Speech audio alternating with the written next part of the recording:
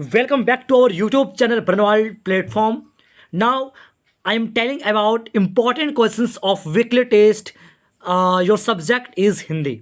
बच्चों, मैं अंकित सर आप सभी का इस YouTube चैनल बरनवाल प्लेटफॉर्म पे बहुत ज़्यादा स्वागत करता हूं।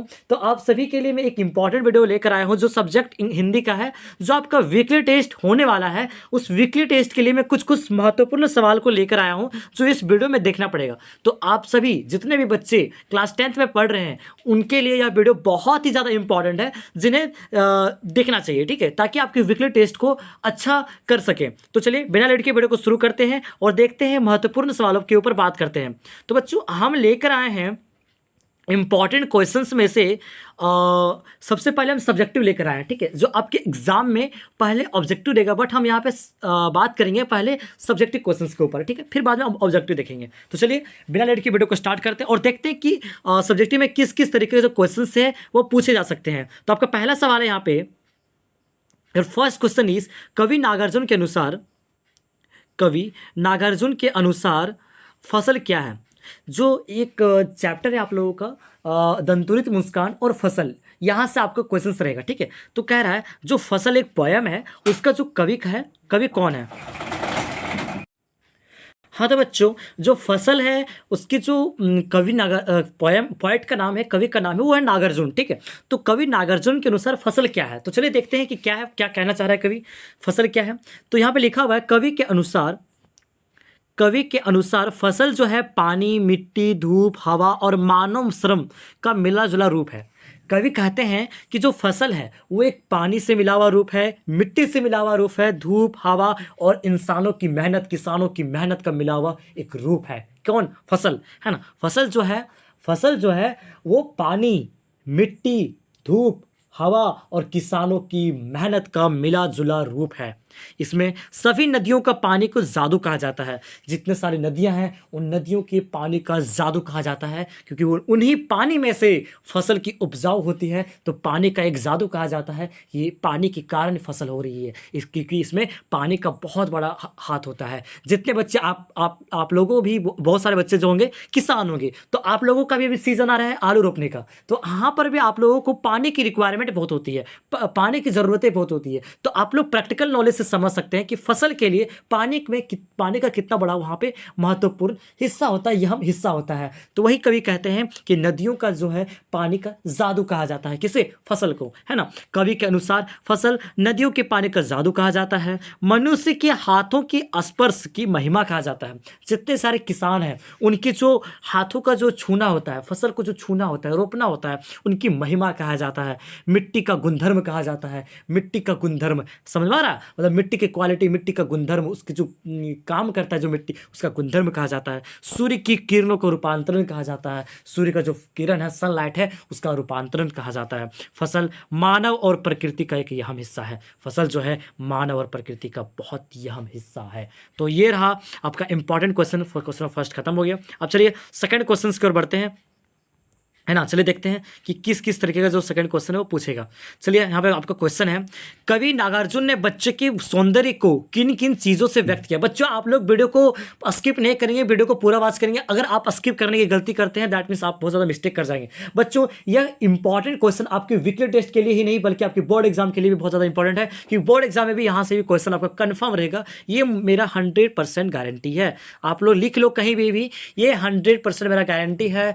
आप लोग गारंटी में दे रहा हूं कि यहां से क्वेश्चन जरूर से जरूर रहेगा।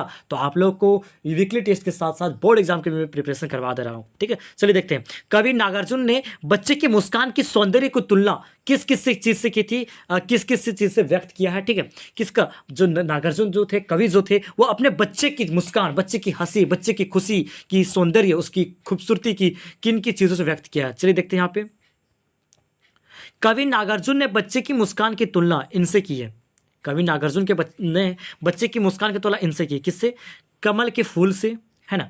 कवि नागार्जुन जो है जब अपने घर पर जाते हैं तो क्या होता है कि वहाँ पे अपने बच्चे को देखते हैं तो बच्चे की जो मुस्कान होती है वो बहुत ज़्यादा वहाँ से मुग्ध हो जाते हैं, ठीक है, बहुत ज़्यादा मुग्ध हो जाते हैं और वहाँ पे व्यक्त करते हैं कमल के फूल से, ठीक है, कमल के फूल से व्यक्त करते हैं उनकी खुशी को, सेफिलिका का फूल से और पत्थर से भी व्यक्त करते हैं। चलिए कैसे व्यक्त करते हैं पॉइंट वाइज समझते हैं, ठीक है। लिखा हुआ है यहाँ पे, कवि ने बच्चे की मुस्कान के बारे में ये बात कही है। कौन कौन सी बात कही है, चलिए देखते हैं।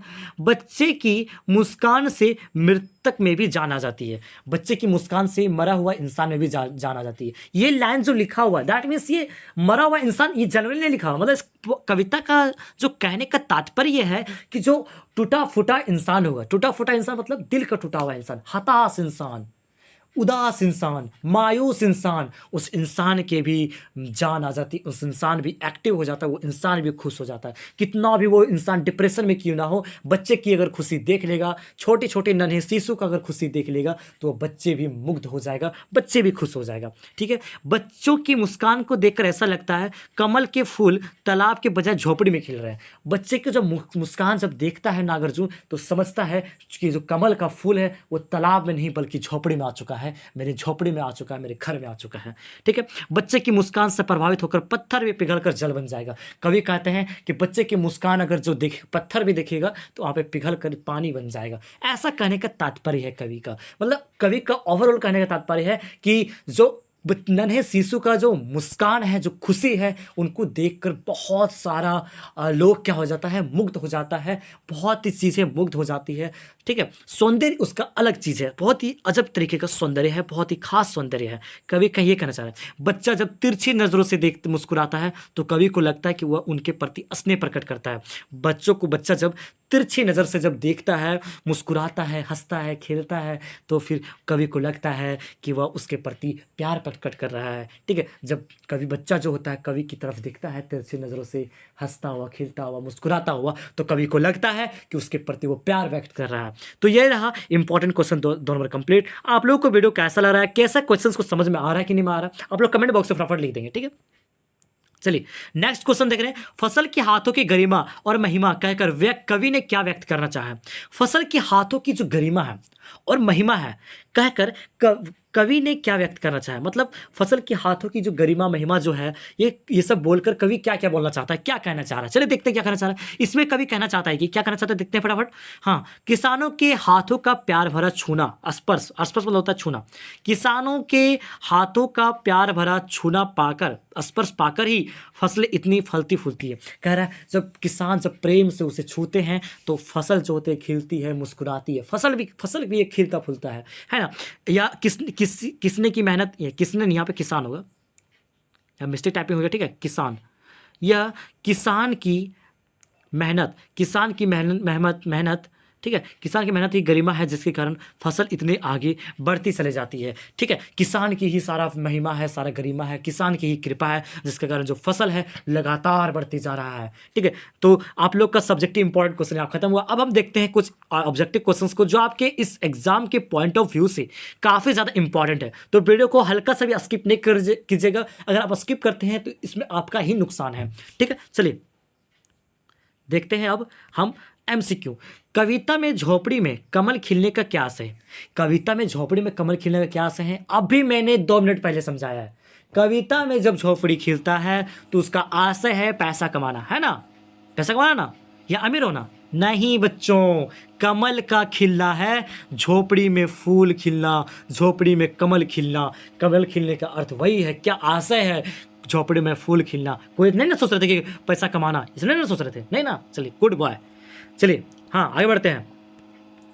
कवि को एकटक कौन निहार रहा है, कवि को एकटक कौन निहार रहा है, कौन टकाटक देख रहा है उसको, कवि को नन्हे शिशु, प्यारे प्यारा बच्चा, है ना, एकदम स्माइल के साथ, है ना, प्यारा प्यारा बच्चा, जो छोटा बच्चा था वहाँ पे जो बैठा हुआ था, वो प्यारा शिशु उसको क्या कर रहा है, कवि को निहार रहा है एकदम तिरछी नज़र से, है ना।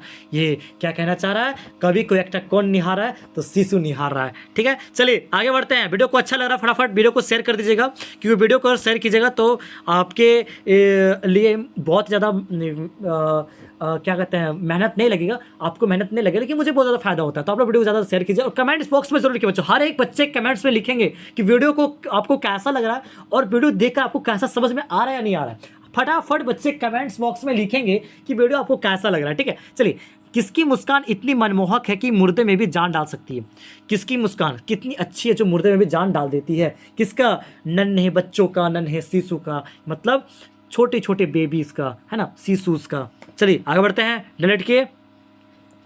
बच्चे की मुस्कान मुर्दे में जान डाल देती, इसका क्या अर्थ है? मैंने अभी 3-4 मिनट पहले समझा है कि बच्चे की मुस्कान मुर्दे में जान डाल देती, इसका मतलब यही है कि वो हताश व्यक्ति, उदास व्यक्ति आशा का संचार करती है। ऑप्शन नंबर ग इसका बिल्कुल सही उत्तर हो जाएगा। फटाफट जैसे जैसे मैं बता रहा हूँ फटाफट अपने माइंड में सेटअप कर लीजिए, है ना। माइंड में फटाफट आप लोग बच्चे सेटअप कर लो, है ना। चलिए, मिट्टी का गुणधर्म किसे कहा गया है? मिट्टी का गुणधर्म फसल को कहा गया है ना।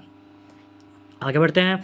नन्हे शिशु का शरीर किसकी तरह खिल उठता है? तो नन्हे शिशु का जो शरीर है वो कमल की तरह खिल उठता है, कमल की तरह खिल उठता है। कभी समझते हैं कि हमारे झोपड़ी में कमल खिल रहा है, नन्हे शिशु का जो मुस्कान है उसको देखकर कमल, एक कवि जो है इसी तरीके से सोचते हैं कि हमारे घर में, मेरे झोपड़ी में एक कमल खिल रहा है, एक कमल खिल रहा है। समझ में आ रहा है कि मैं क्या बोलना चाह रहा हूँ, है ना। चलिए अगला क्वेश्चन है, फसलों में किसकी मेहनत छिपी है? तो फसलों में किसकी मेहनत छिपी है? तो फार्मर्स की मेहनत छिपी है, किसानों की मेहनत छिपी है, किसान भाइयों की मेहनत छिपी है, किसान बहनों की मेहनत छिपी है। आप में से कितने बच्चे किसान हैं? फटाफट कमेंट बॉक्स में लिखिए किसके किसके घर में खेती होता है। मुझे लगता है कि मेरे जो व्यूअर्स हैं 80% केवल फार्मर्स हैं, मुझे ऐसा लगता है ना। चलिए कोई बात नहीं, किसान जो है देश की रीढ़ की हड्डियों में से गिना जाता है, देश की रीढ़ की हड्डी है, देश का एक शिखर, देश का एक अहम हिस्सा है। विदाउट फार्मर्स हमारे देश का कुछ नहीं हो सकता। किसान ही है जो देश की अर्थव्यवस्था को संभाल कर रखे हैं, है ना। आप लोग पढ़ेंगे आप लोग अर्थव्यवस्था वाले चैप्टर में पढ़ेंगे, है ना, SST सोशल साइंस में पढ़ेंगे। चलिए अगला सवाल देखते हैं। कवि के अनुसार फसलें किनका बदला हुआ रूप है? तो किनका बदला हुआ रूप है? सूर्य की किरणों का, सूर्य की किरणों का बदला हुआ रूप है। चलिए बच्चों आगे बढ़ते हैं। शिशु की प्रथम गुरु कौन होती है? तो शिशु की प्रथम गुरु कौन होती है? माँ होती है जो उन्हें जन्म देती है ना। शिशु की प्रथम गुरु माँ होती है। चलिए एक लास्ट क्वेश्चन और अंतिम क्वेश्चन देख लेते हैं। फसल कविता के कवि कौन है? तो बच्चों फसल हो या दंतुरित मुस्कान हो, दोनों की कविता का नाम है नागार्जुन, ठीक है, नागार्जुन। तो ये रहा वीकली टेस्ट का इंपॉर्टेंट क्वेश्चन। मिलते हैं किसी नए वीडियो के साथ, तब तक के लिए थैंक यू सो मच। और आप लोगों से रिक्वेस्ट रहेगा कि आप उसे इंस्टाग्राम पे फॉलो कर लें, आपको उसका लिंक डिस्क्रिप्शन बॉक्स में मिल जाएगा। और सभी बच्चे से रिक्वेस्ट है कि फटाफट कमेंट बॉक्स में कमेंट कर दें और वीडियो को ज़्यादा से ज़्यादा शेयर कीजिए, है ना। आप अपने दोस्तों को वीडियो भेजिए, सहपाठियों को वीडियो भेजिए, ठीक है। मिलते किसी नए वीडियो के लिए, तब तक के लिए thank you so much, thank you so much.